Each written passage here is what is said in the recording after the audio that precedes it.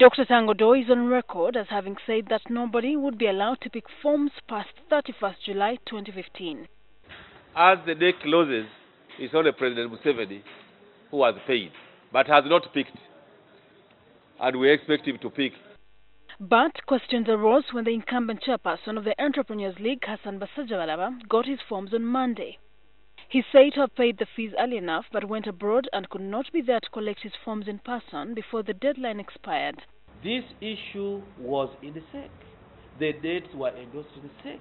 The Honorable Basajjabalaba is a member of SEC. Let us look at it from that angle.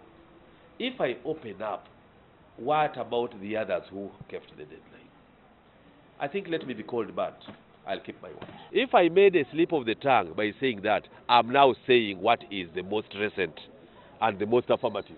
If you paid for expression of interest forms well before 31st July, 6 p.m., you have the right to pick the forms. As he returned his forms to the NRM Electoral Commission offices in Kampala today, Basajjabalaba explained his position.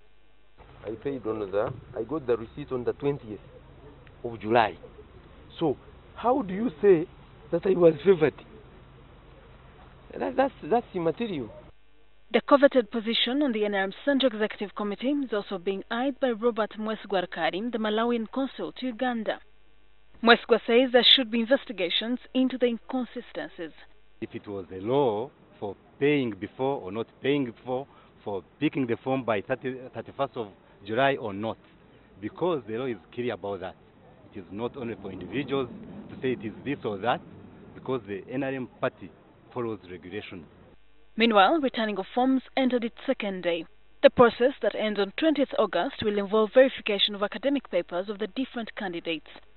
Lawyers and other education experts are expected to meet tomorrow, Thursday, to discuss the different roles in this process. In another development, Kampala's former resident city commissioner, Aisha Kabanda, who wants to run for the Butambala Woman Member of Parliament seat, could face the party's disciplinary committee for alleged influence peddling. One of Kabanda's opponents, Lydia Mirembe, accuses her of using her office to illegally access the NRM register to eliminate those who do not support her. Ye mukwogera kwe agamba kanakalwa ino kawangula oba atya kati ntandise okulaba nti asobola okukawangula nga takozesezza mateeka naye nga akozesezza maanyi. Kabanda, who acknowledges possession of the village registers, says that the registration process was marred by irregularities and she was acting to protect herself.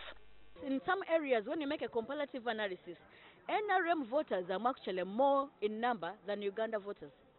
You understand my case? NRM voters are more than NRM plus FDC plus UPC plus what in the register produced by Chigund. What kind of register would that be? Odoi says Kabanda will be questioned on these claims. Aisha Kabanda, an aspirant, has used it or allegedly become the Secretary General, in which case it is an impersonation.